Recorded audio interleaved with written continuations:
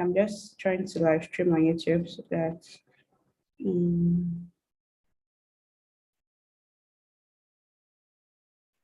All right, it's working now. Hi everyone. I'm just trying to live stream on YouTube so that. Okay. All right, it's working now. Hi everyone. Welcome to Vuejs Nigeria Virtual Meetup, April edition, and today we are going to be having Timothy to give us a wonderful topic today on Vue. Timothy, I'll make you the host now, and so not to waste much of our time, you just go ahead and give us what you have for today.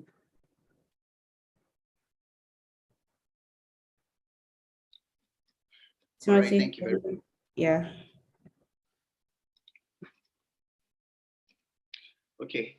Good morning and good afternoon, everyone. My name is Timothy Okobo, and I'm a front-end engineer. I'm very privileged to be the speaker for today's meetup, and I look forward to an exciting time with every one of us.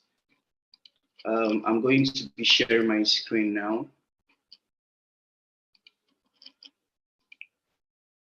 Kindly confirm if you can see my screen. Yes, we can. Okay, all right.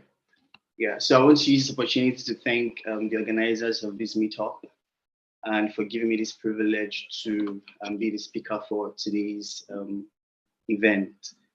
Like I said, my name is Timothy and I'm a front-end engineer with Seamless HR. In the next couple of minutes, or let's say in the next 1 hour or so, I'm going to be sharing this topic, Vue.js best practices.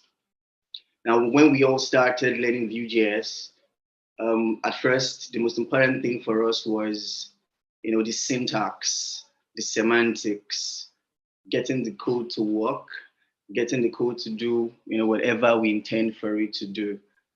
But as time goes on, as we become more experienced, as we have opportunities to work on several projects and several code bases, as we have the opportunity to, collaborate with other engineers, to read books, to take courses, we begin to, upgrade and care a lot about, best practices, standards that are standard practices that practices that are considered standard, across the community.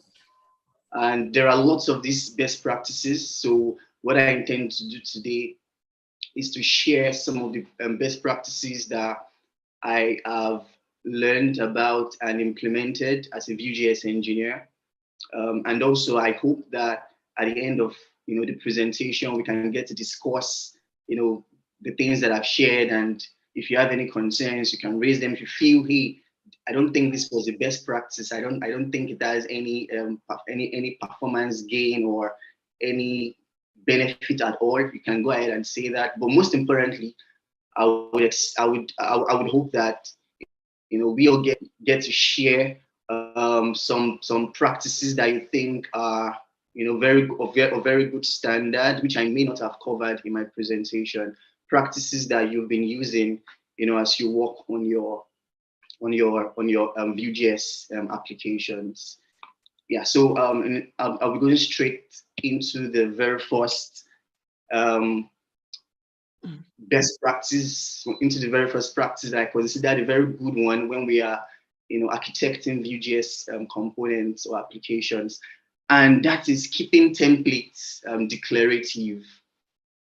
Keeping templates declarative. So this is more like the format I'll be using in this presentation. The slides usually take the format where I have a from and a to, where I'm doing some sort of comparison, as I discuss these best practices.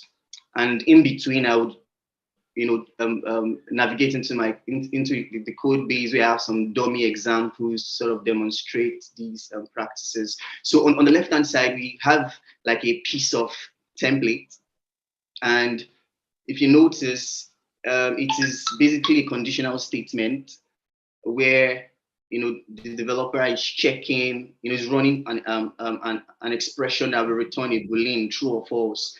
Now, keeping the templates declarative here would mean that declarative programming is much better than imperative. What do I mean by that? So if you look at the left-hand side, when you are reading this template, when you get to this point, you would have to pause and evaluate this code in your head. Okay, customer balance is greater than 4,000 and 4,999, and then the customer is not owing for more than maybe 2 years, if that's what 2 means, and the customer's salary account is deactivated. Okay, if this evaluates to true, then notify contact. So in other words, when you're reading the template, you have to pause and evaluate this logic in your head, to move on. But if you compare it to the other side, if you look at the bottom where we have the same template, this time around, we have a function can notify contacts. Now, this is more declarative because when I'm reading through the template, I don't need to care about the implementation details of what can notify contact does. I just know, reading through the template, that the notify contact option is going to show in the dropdown if permission is enabled, if I can notify contacts.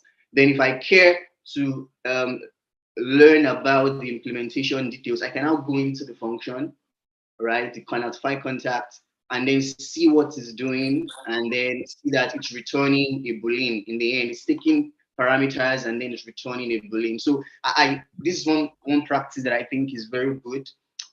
However, if the expression that is in the template is not complex, if it's a very straightforward expression, it's better to leave it in the template and not and choose not to extract into a complicated property or extract it into a method.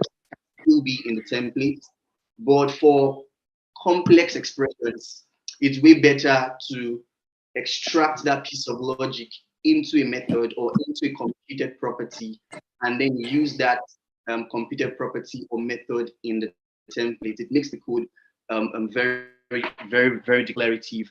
And this practice sort of reminds me of the facade design pattern. So if you are conversant with OOP, where you have like a piece of complex logic that is extracted out, and then you just have like a facade, maybe a function or so, an object that is just rendering whatever that complex logic is going to return. So making our templates declarative is one practice that I think is very, very important, because it makes our code base readable, because it makes the template readable.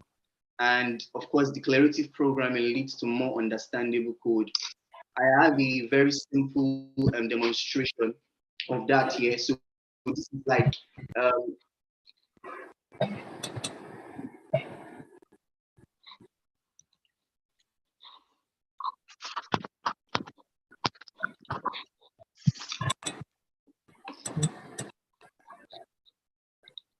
okay.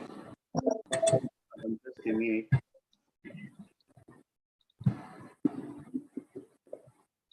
So I have a very simple demonstration of that here, where I have like a mini application that is using that is using the example that I just demonstrated. I'm trying to okay.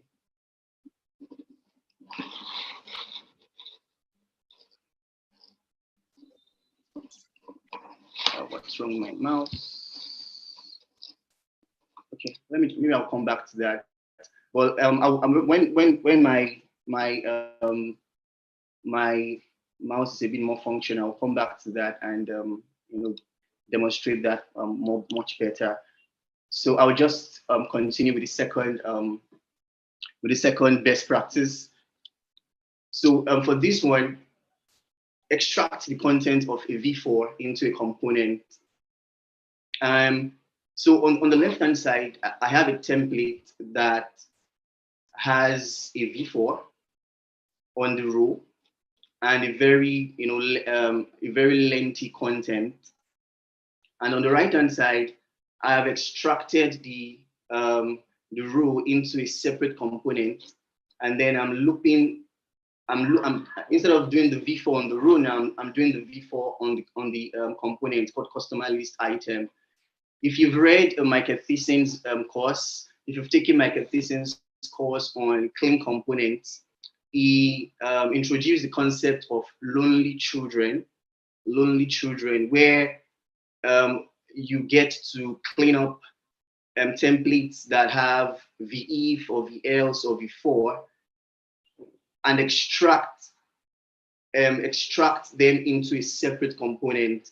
So in other words, over here now, I have this row, and it's a little bit it doesn't seem to make the template a little bit clean on the parent, but extracting it into a separate child component sort of improves the maintainability of this particular code base. So coming back to the parent component, all you just have to do is import the child component, and then just look through and pass in props, and that would go a long way in cleaning up the template of the parent component. One other way to actually still do this would be to instead of having the entire row and all the table data, all the data cells in a separate component, is what another approach would be to still leave the row in the parent and then extract all the content of it into the customer list item component. And then as I look through the row, I can just pass in props. So in other words, the V4 that we have on the right-hand side and the key will still be on the row, but then the content downwards from the first TD to the very last TD will be moved into the customer list item component. So when you have, so this is like a very clean approach to cleaning up the template for when you have a V4 or a VIF or a VELSE. You just, if the template has a lot of content, you extract it into a separate component and import it into the parent, and then you can get to reuse. Okay, so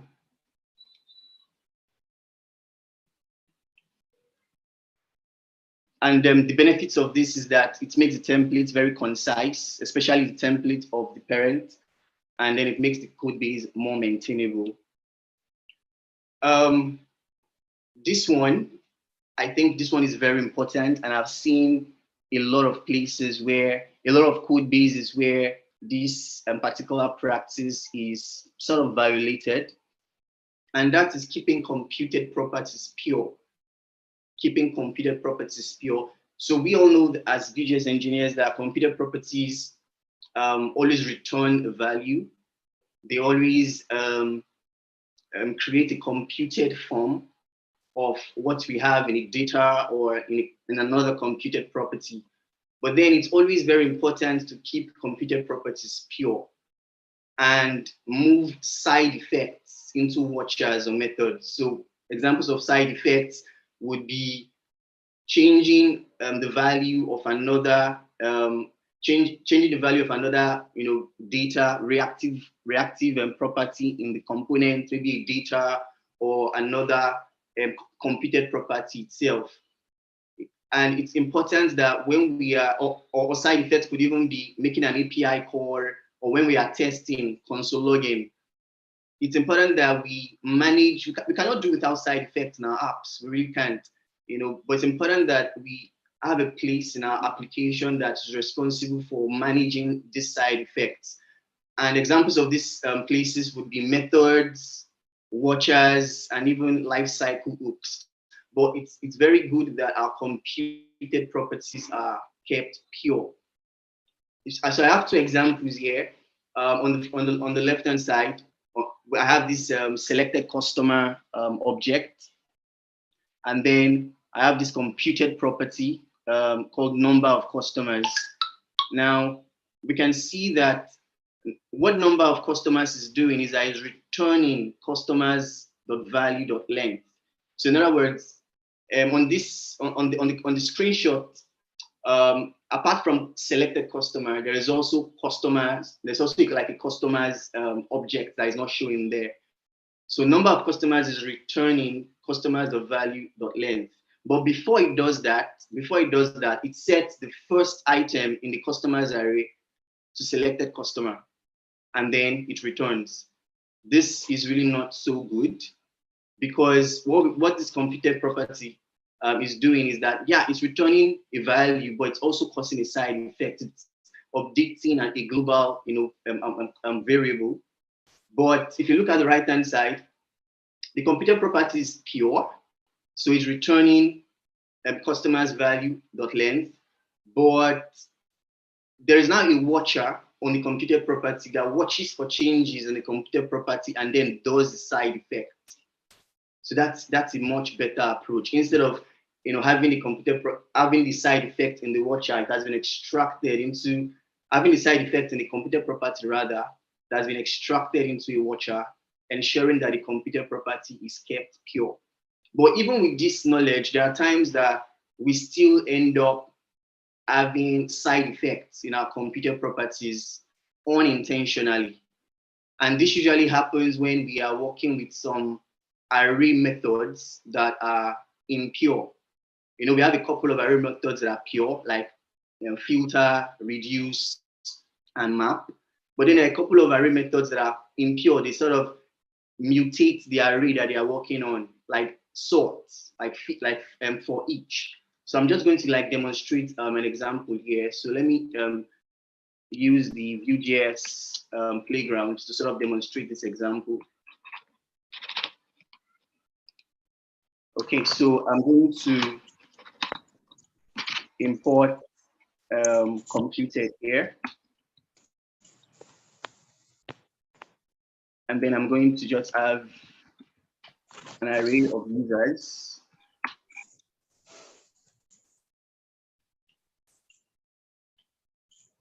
An array of user objects. So name is John Mike. Age is 24. And another name.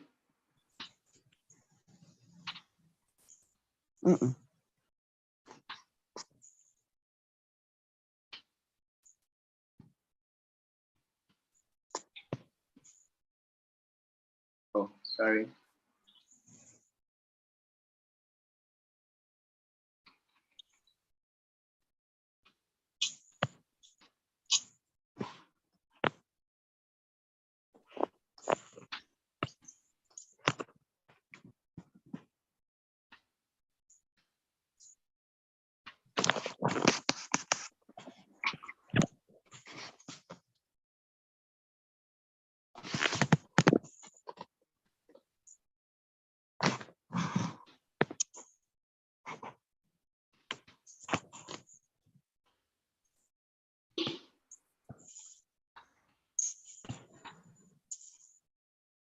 Okay, so I have this users array, and then I want to create a sorted version of it.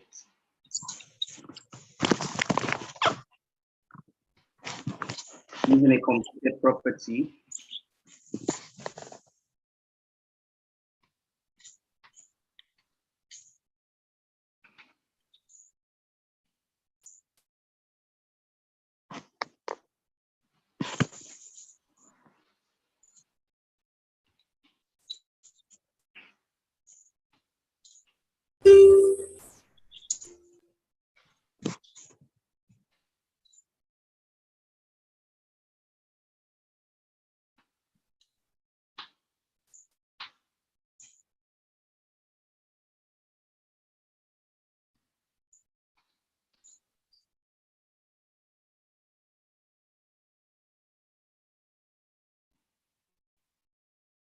Okay, so here, let me display both of them.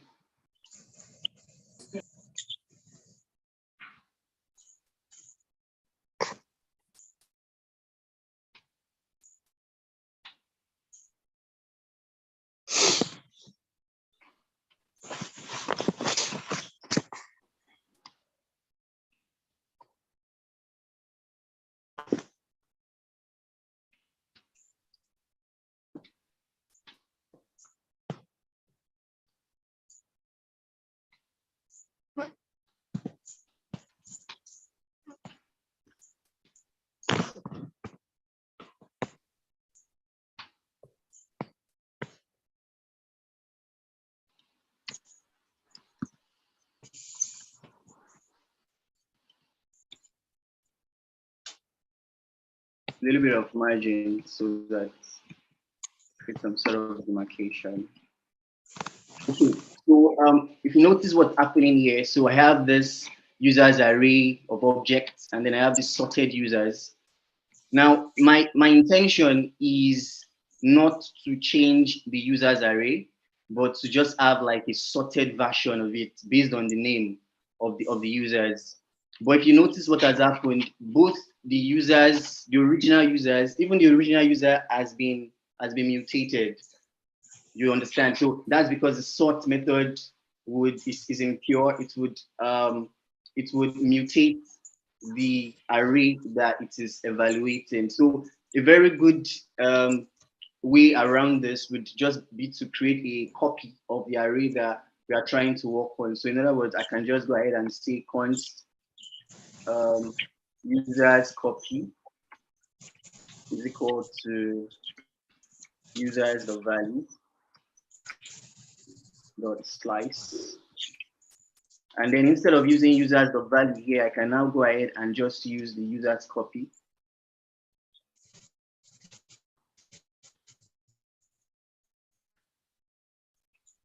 Right? So with this now, I have my original array unsorted, and then I have the sorted version.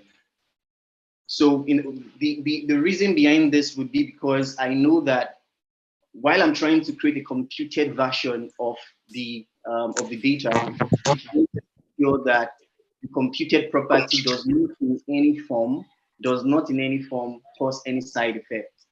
And it's very important to be aware of when we are making copies of arrays or objects, to have in mind that if assuming this user's array of objects was nested, my logic here wouldn't work because the slice method, or or if I had not used the slice method, if I had done it this way, had done the structuring form, it still wouldn't. If it was like a nested nested array of objects, it would have been better to do something like structured clone.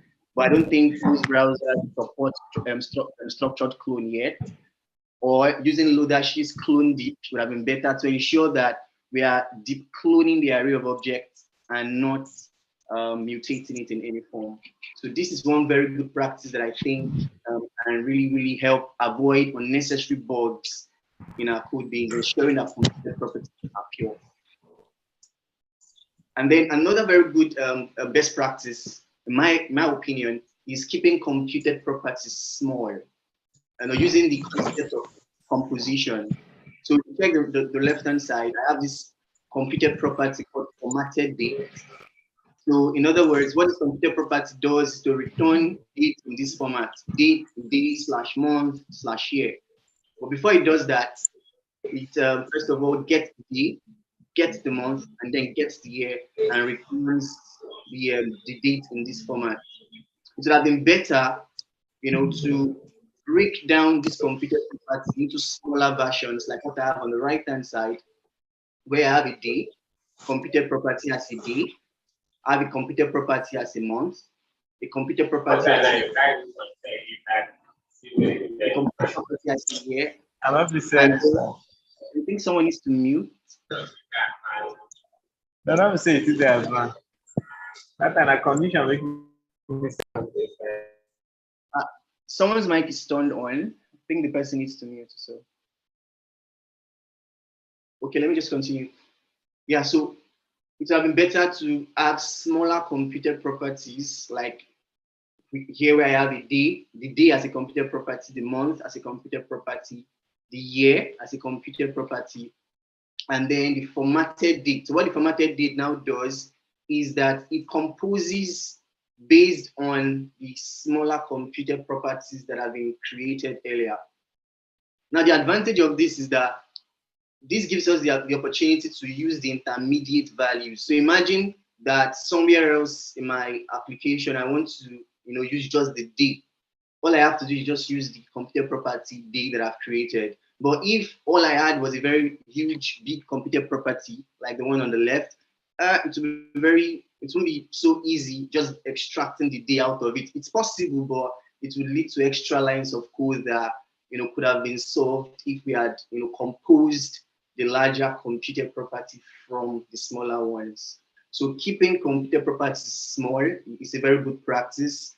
Looking at a computed property and seeing if you can actually break it down into smaller ones and then compose from those smaller ones into one that is much more complex, giving you the opportunity to use intermediate values. And of course, it makes the computed properties very easy to understand.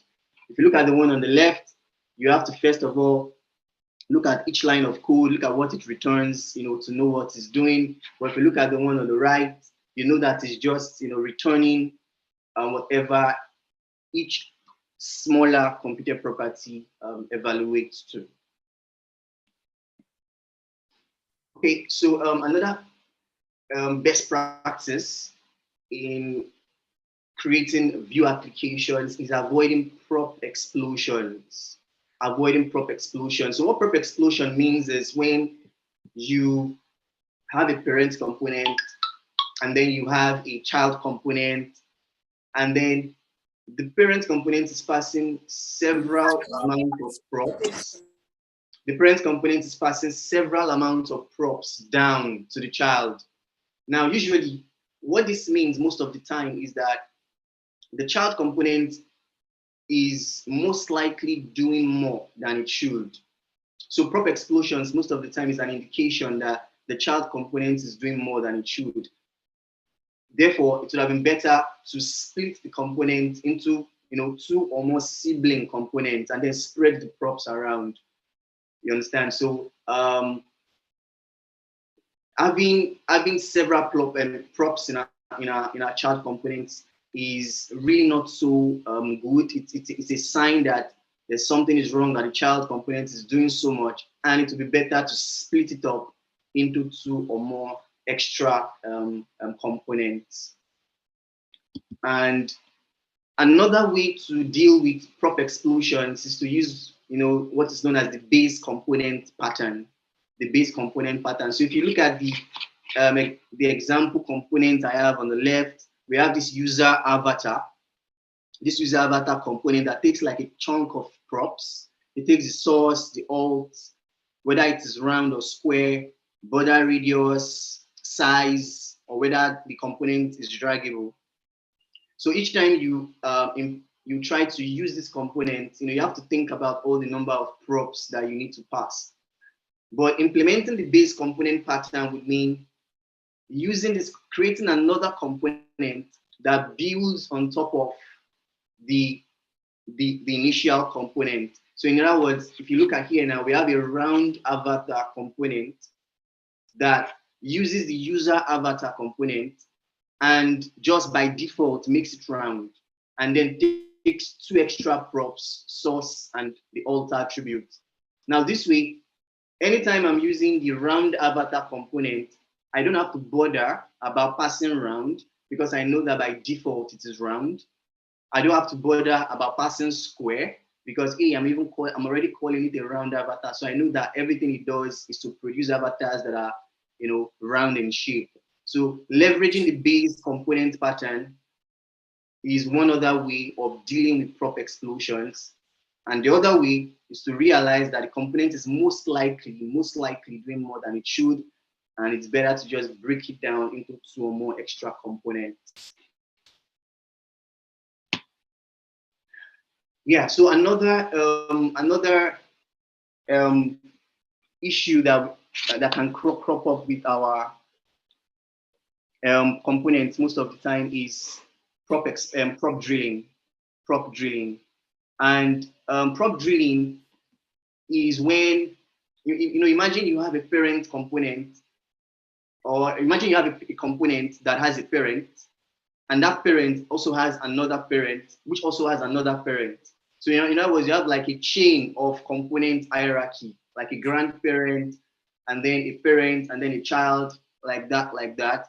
And then you are passing props down from the grandparent or great grandparent, and you're passing it down to a child that is way below the hierarchy. This is known as prop drilling. And usually most of the time, This can be immediately solved using Vuex. It can be immediately solved using Vuex or using the provide inject pattern. So avoiding prop drilling is one thing that can really help improve the readability of our code base.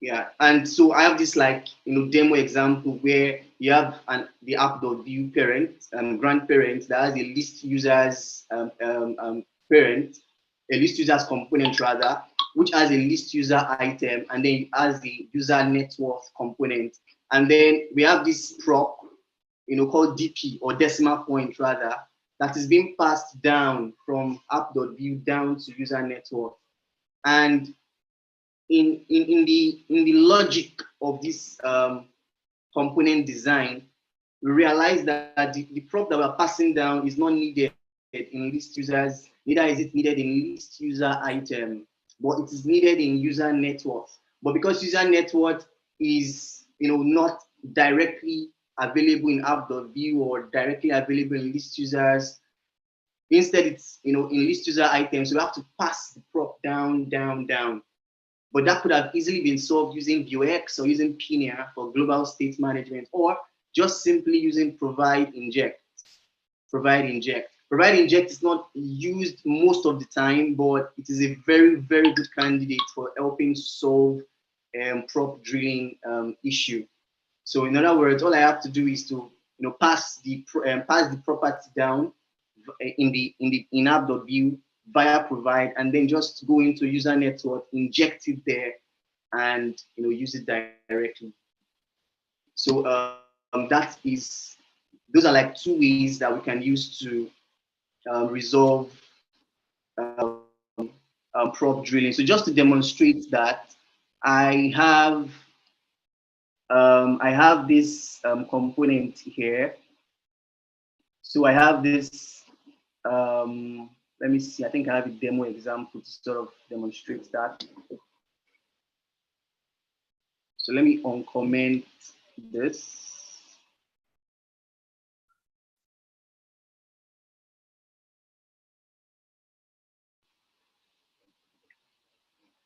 And uncomment the list users.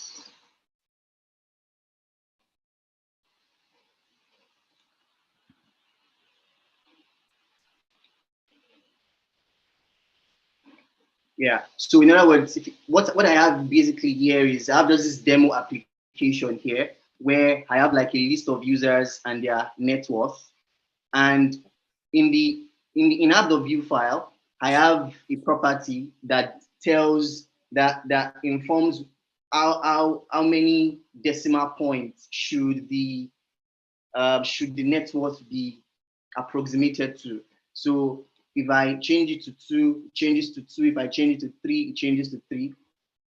And on checking the code base, we can see that in app.view, I have this property called decimal point, which I'm passing down to list users as a prop.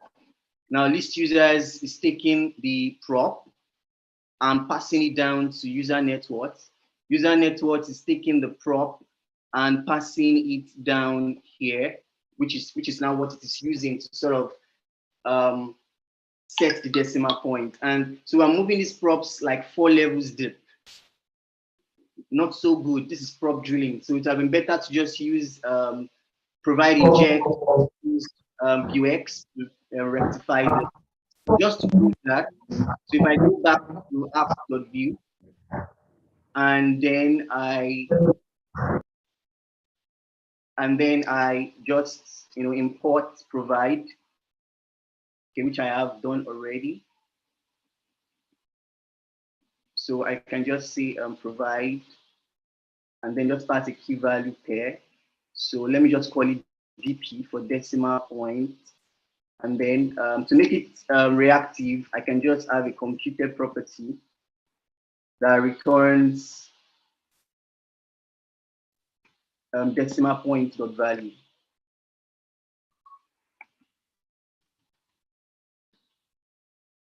Okay, And then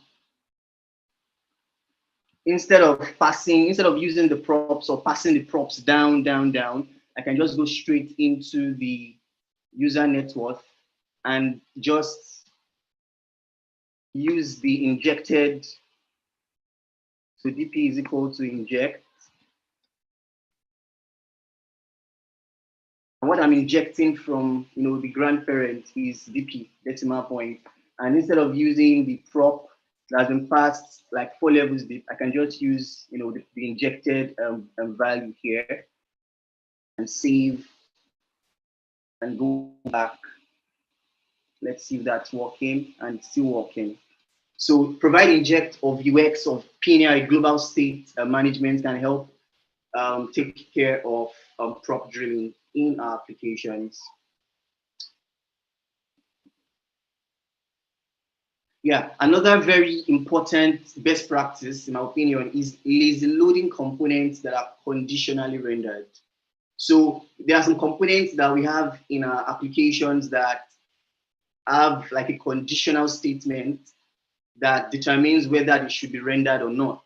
Like in the example I have here, I have this card modal. I have this card modal component that only shows up when open modal is set to true. Now, but if you look at the way I'm importing card modal, I'm saying import card modal from card modal.view. So in other words, ideally, the users of our application don't necessarily need to, the browser shouldn't necessarily import the component until when it is needed. But with the way it is on the left-hand side, the card modal component will be imported, even though it is not needed at a particular time. But on the right-hand side, because the component is conditionally rendered, it's better to asynchronously import the component using the define async component if you are using the composition API, or if you are using Vue 3 rather, using the define async component to dynamically import it, meaning that it's only when open modal is set to true, that is when the card modal component will be imported. But if open modal is false, the card modal components will not be imported. I think I have an example to sort of demonstrate that. So I have this button here.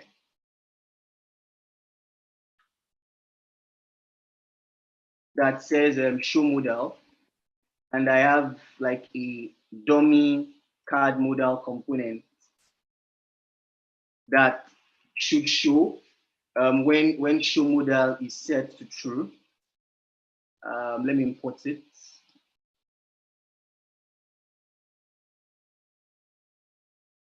Let me see what the issue is.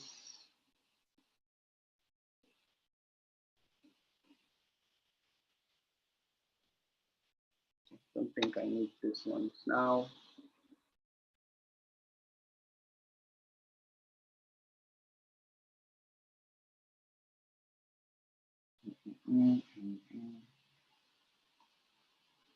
What am I doing wrong?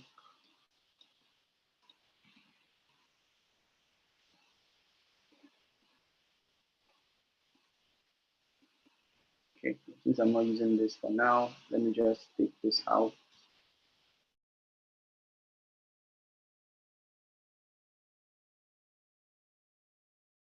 Okay.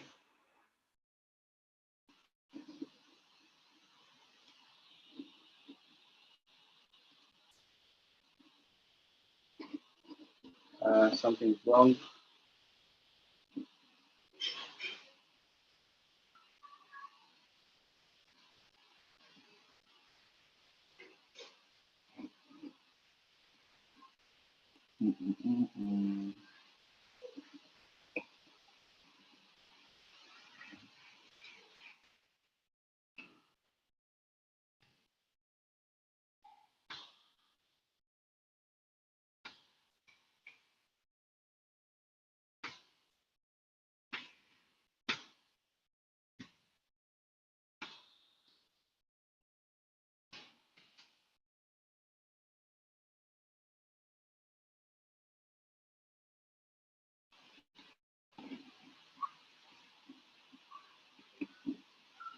Okay, let me check the console, see what's happening. Looks like you removed the button to toggle. I removed what? The code for the button to toggle the model. Oh, okay. Let me see. But that shouldn't have. That should not have. You can just stop presenting and try to fix the issue on your end. Okay, all right. I think that would be better.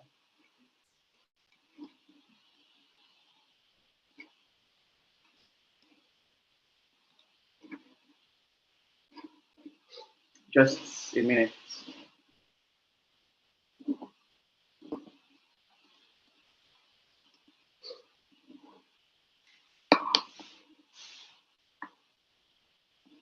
Okay, your screen is still on, still showing. Okay, I thought I stopped sharing.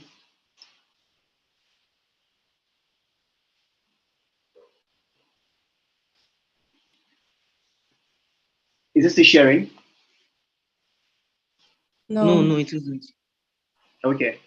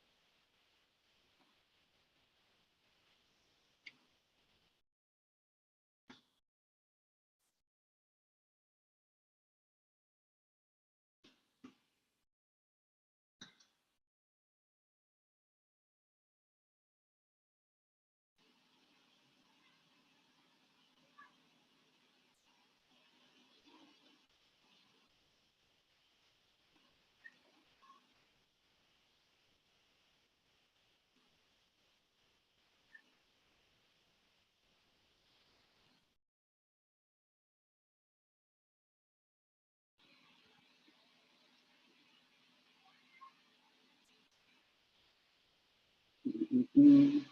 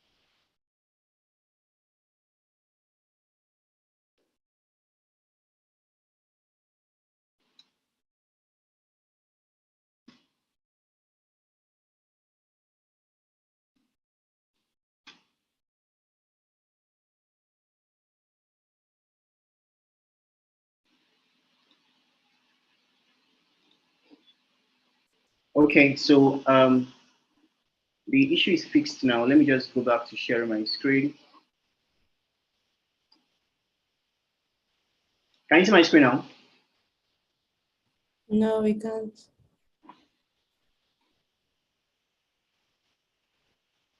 I think it says host disabled attendee from sharing. I think I'm sort of disabled. Can you help me check that from your end?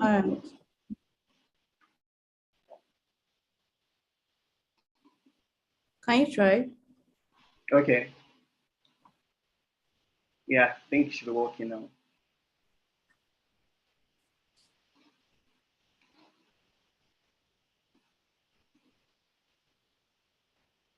Okay, so yeah.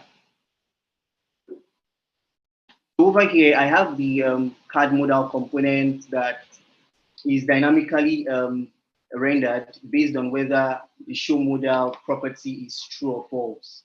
And if I go to the networks tab,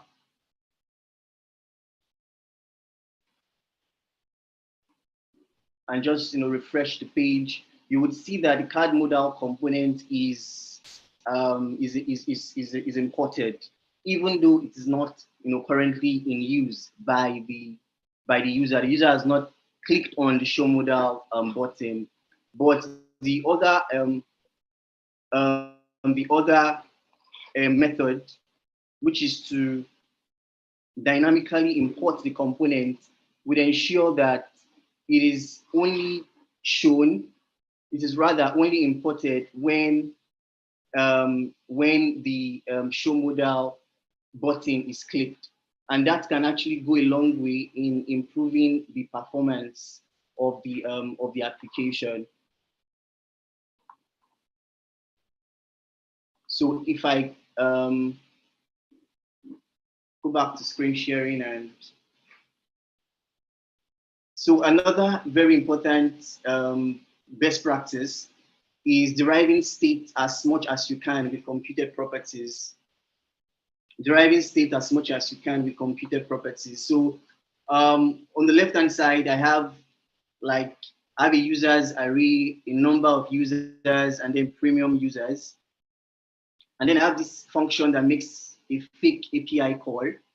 And when the response is returned, I set the users array to the response, and then I manually update number of users to the length of the array that was returned, and then again I manually generate premium users, which are users whose premium property is set to true. This is not so good because it means that it's every time the user's array is updated anywhere else on the code, I would need to manually update the value of number of users and manually update the value of premium users. But it would have been better to just have one property, which is users, and get the make the API call, and then create computed properties that would automatically update based on the value of users. So here now I have the number of users no longer as a normal reactive property, but a computed one that would listen for changes in users and then just return the length. And then premium users as well, just filter and return an array of users that are premium. So deriving state as much as possible with computed properties is one other best practice that I think can be very useful, because it can really help to ensure that updates in our application are manual updates are reduced to the barest minimum, and the Vue.js framework itself, via computed property, does most of the updates for us. And the benefits to this is that it reduces bugs that could arise from manually updating the state. It allows the framework to be responsible for updating state automatically.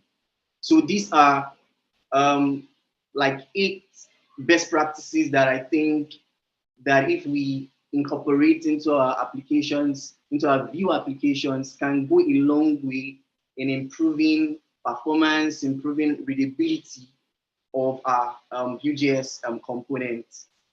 And most of these best practices we are gotten from references like Vue patterns, Vue.js style guide, reusable components by Michael Thiessen, and clean components by Michael Thiessen.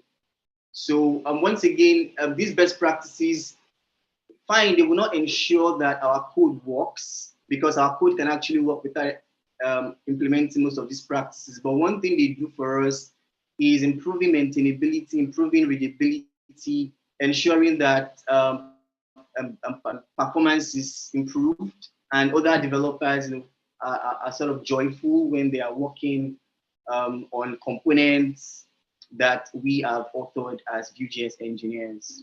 Yeah, so I'm going to give room now for questions, or if you think there was anyone that you don't consider to be, a best practice, or there's anyone you know of that I've not mentioned, you can just go ahead and say it, and we can just discuss it from there.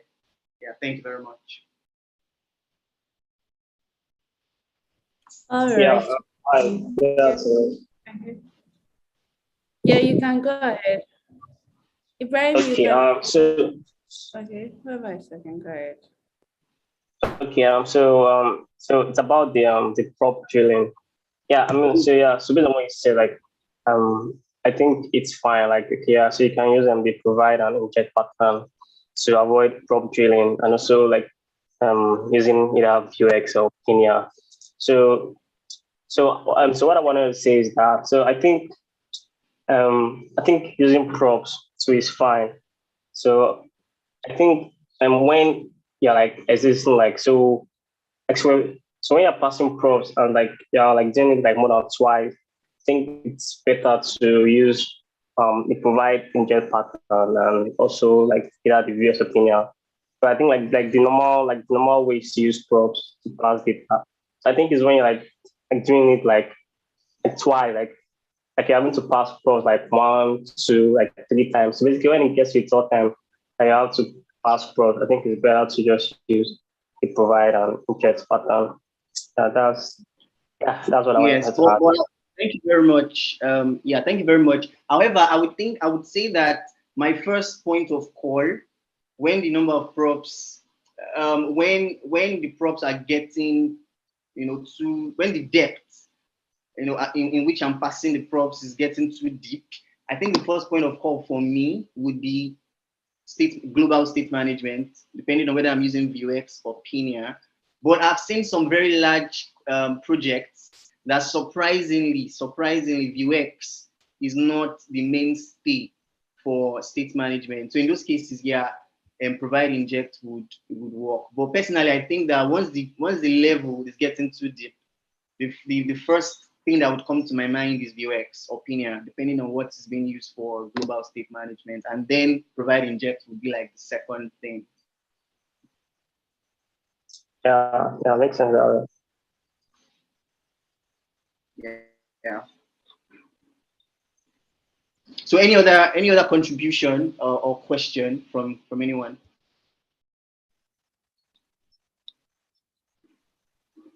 All right, so I have like about 2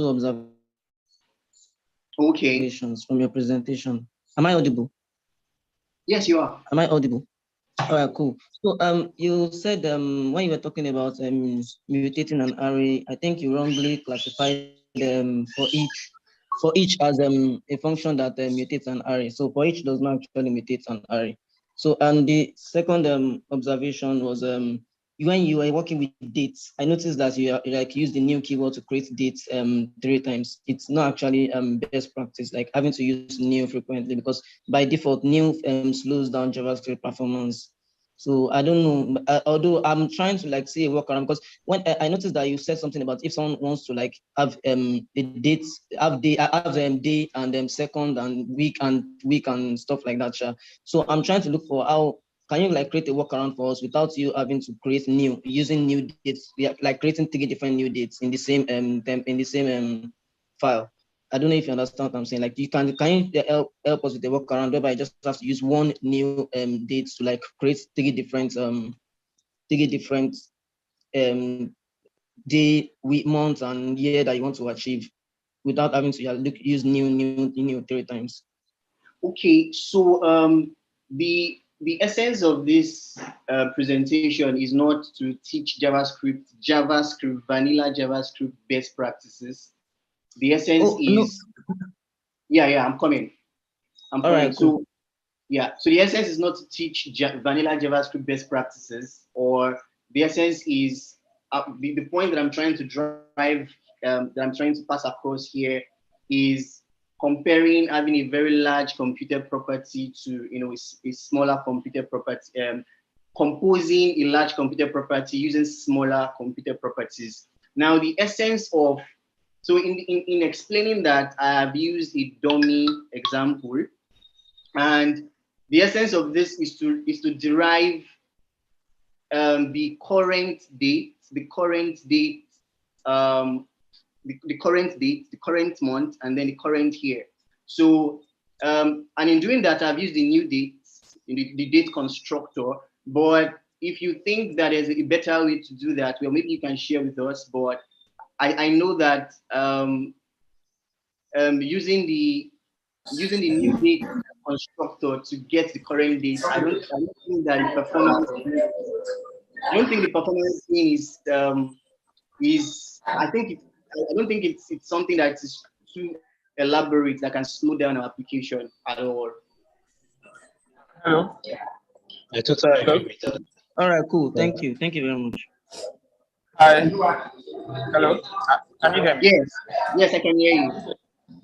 So for who was asking the question on the new date thing, I feel like the best thing you could probably do is to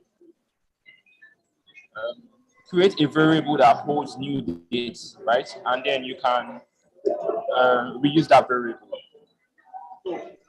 All right, thank you. Thank you. Okay, I think Ayodeji has his hands up. Yes, thank you very much for your presentation. Can you hear me? Yes, I can. Okay, I just started learning Vue 6 weeks ago, so my questions may be very have some sounds like a novice, but you used inject and provide. I've seen it in some of the projects I've gone through, but I really don't understand it, and because where I work, we use Vue 2, and so they only use Vuex. So why do you have to use inject or provide? I've seen it in some code bases, but I don't really know what it does. So if you could be kind enough to tell me, I'll be glad. Okay. So one very good place where you can learn more about provide inject is the Vue.js documentation. I'm going to explain what it does, and I think I demonstrated what it does in my example. So what provide inject does is, imagine you want to pass data from a parent component to a child component. Normally, the default way to do it, or which is the best way to do it, is to pass props down. And in Vue.js, you would emit events from child to parent, and then you pass props down from parent to child.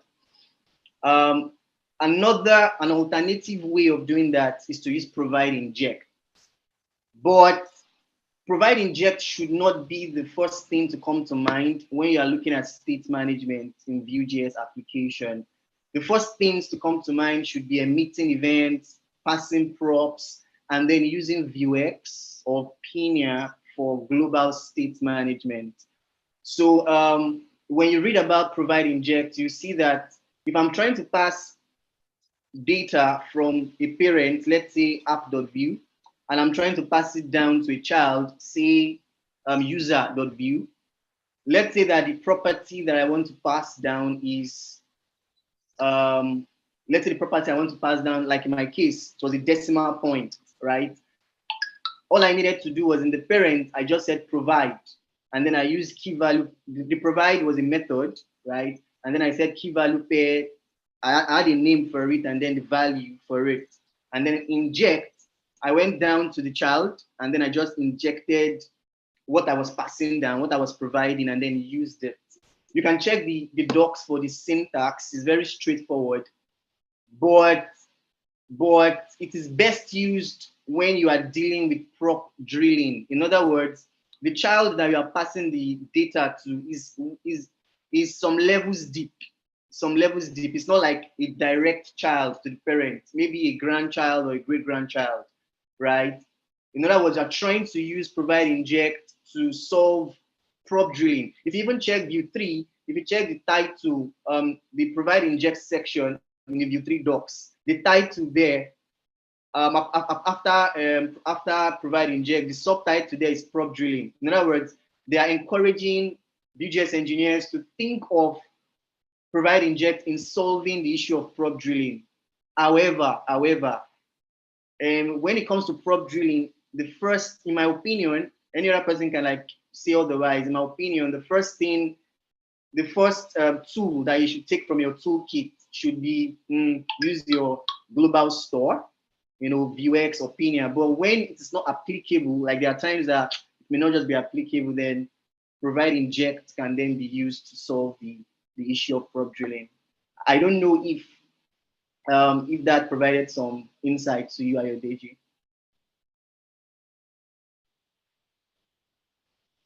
Yes, it does. Thank you very much. Yeah, but you can still check out the docs for the insight. All right. Thank you very much.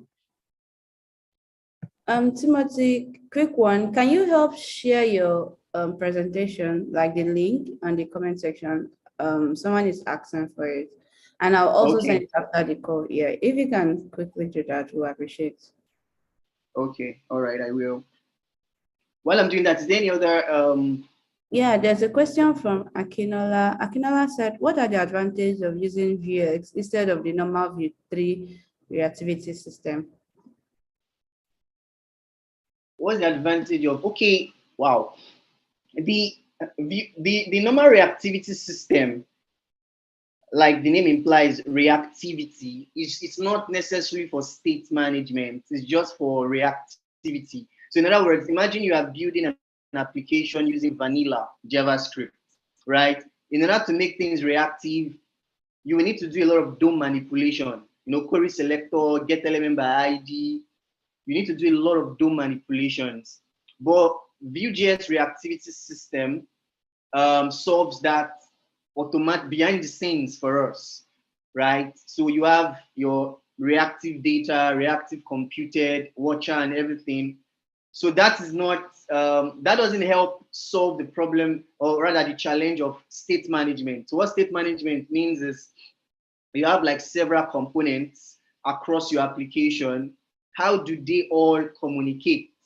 How do they all communicate? So when you change, imagine that you have like an application with a post component. So you have like a component that renders posts, and then you have a component that renders just one post, and then you have like several other components like that, and then you have like a function that fetches posts, and then you want to update everywhere. You want everywhere to be aware, every part of your app to be aware that something has changed. So in managing state, informing other children component that things have changed, that is where Vuex comes in, or Pinia comes in, right? But that is separately different. That is different from a reactivity system. Reactivity system has to do with updating, state and in place of DOM manipulations. But Vuex is a global state management store that helps to inform other sections of applications that things have changed and they should update. Yeah. Also, just to add, so I guess with Vue 3, like based on what you said, like develop about like reactivity. So yeah, I actually think you can actually you can actually use the Vue 3 core reactivity system without using Pinia and Vuex to perform like application-wide reactivity. So basically, so for that, I think you need to use composables. So that's is part of the things that Vue 3 added. So it's composables, so you can create a composable function. Then you can just, so basically any components you want to use the composable, you just import it there. And so if you make a change, so whichever component is using that composable, it kind of updates the state. But those are like, I think for like more bigger application, like So like if you're creating like a very big application, it's better to use like either Pinia or Vuex, like the core state management. But I mean, if your application is not that big, like sure you can just use the composables to like as your state management. That one like, that works too. Yes, thanks for mentioning composable functions. Think Olatunji. Yeah. Any other question? I would have expected most of the questions to be around best practices, but most of the questions seem to be around syntax, UJS code in general. But it's okay. It's all fine. It's all good. Yeah, also speaking about best practices, I think using composable tools is also like a best practice. So the idea about composables is having to like reuse a logic. So in V2 we use mixins, but I think mixins has some limitations. But it's V3 and composables, so you can easily like write reusable codes and you can just use them in any component. So I think it's also part of best practice, like writing smaller chunks of code and kind of reusing them in throughout your applications. I think that's like in my own opinion, like another kind of best practice. Yeah, but then that would depend on whether you are using a composition API.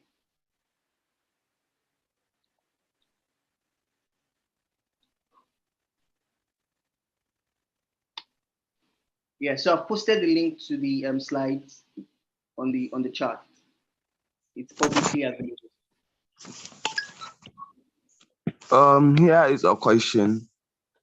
Okay, So, yeah, what about returning a data with method and returning a data with computed? Like, is there any optimization or is there any difference in performance between them? Yes, there is. Computer properties are functions, methods are also functions, but the major difference between both of them is the fact that computer properties cache the values, so there's caching. So in other words, if you have a computer property that is returning a value, that computer property will only reevaluate if the property it is returning changes, if its dependencies change. But methods always re-render, like they are always reevaluated rather, when the component re-renders. So each time there's a component rendering, your methods would reevaluate. But that's different from computed properties. They, by default, implement memoization. So they cache the values that they return, and the computer property would only update, right? Would only reevaluate if its dependencies, that is the things it is returning or the things that it depends on to return values change. So that's in terms of performance, right? That's in terms of performance. Then in terms of syntax, or rather choice, rather, there's times that when what you are returning, right?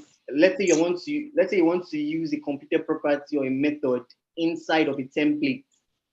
If you are going to depend on parameters, to derive the returned value, it's better to use a method than to use a computer property. So I can just pass in the parameters into the method and then return the value that you want to return. You can also use computer properties your computer properties can also accept parameters, but it's not always cleaner. It's always better to just use a method to accept your parameters and then return the values that you want to return. But the major difference between them in terms of performance is the fact that computer properties are cached. They would only reevaluate if their dependencies change. If not, they stay the same, but methods would always reevaluate whenever the component re-renders. Okay, thanks for the explanation. Yes, I think there's a question from Akinola Ayomide.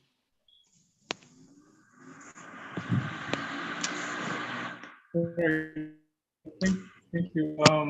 I wanted to point out the other question that Yeah, I think someone else answered and said talked about using computer properties for Vuturi that it can be used to replace Vuex.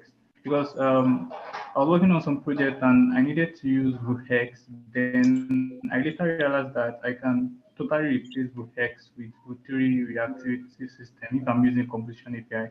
Because I can easily use the reactive and the ref, that's ref keyword, to like define global properties that can take effect on any part of the component. So I feel like I actually have dropped Vuex so far, and I'm just trying to be sure is there anything I'm using, because I'm using the content property perfectly and without any issue. So I'm just trying to Just to be see. sure, yeah, you mean composables, not computer properties, composable functions. And composables rather, composable composition API, yeah, composables. Yeah, yeah, that's Yeah. that's fine. In as much as it does the job for you.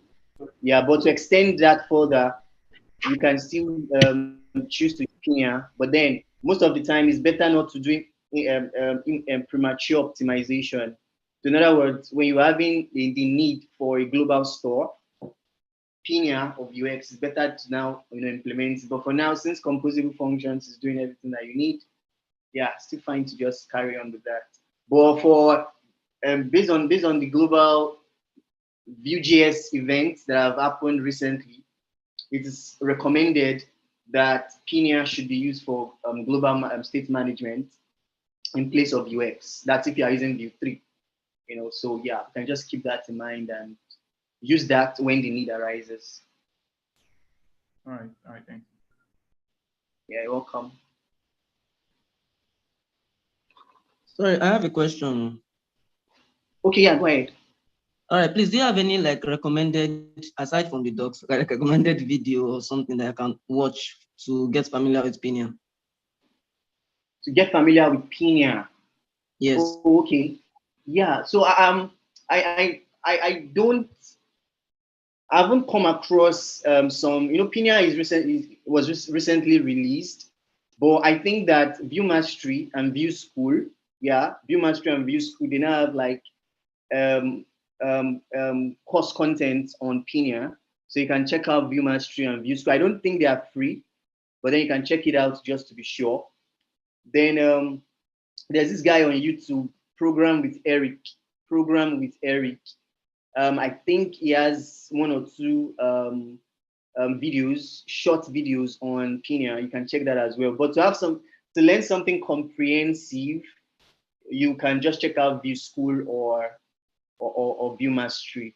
Yeah, when you started your question, I was thinking you wanted to ask about other resources that you can use to learn some of these, best practices apart from, let's say, the documentation. Yeah, and I have those ones. If you check the link to the slides, you can check out reusable components and clean components by Michael Thiessen. Then you can also check out rethinking reusability in Vue by Alex Vipond. Rethinking reusability in Vue by Alex Vipond. So these are resources that can help you up your game as a Vue.js engineer, not just in terms of best practices, but in terms of design patterns as well. All right, thank you. You're welcome.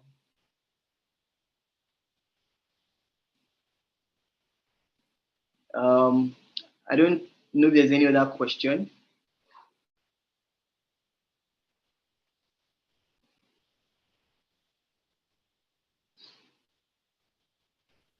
Okay, I don't think that Ayodeji, your hands is still up, so I don't know if you still have any more questions.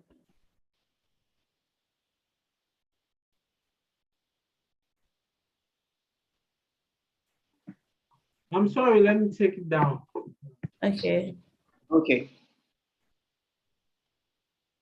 So I think, Timothy, you've done a great job today, and I don't think there's any more question. If anybody have any other question, still feel free to ask. If not, we'll be ending the section in 5 to 3 minutes or 3 to 5 minutes. So if you have any more questions, you can ask, or if you have any more suggestion, you can also make suggestion. Thank you.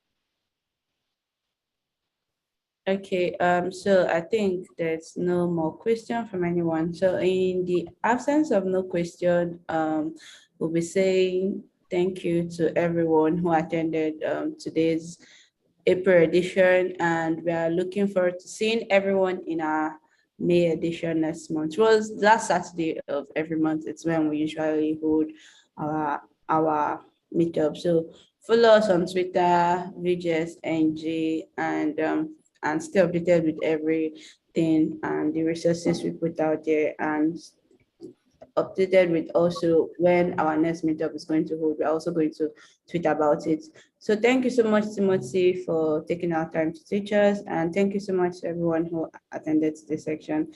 Have a lovely weekend. Bye. Yeah, bye.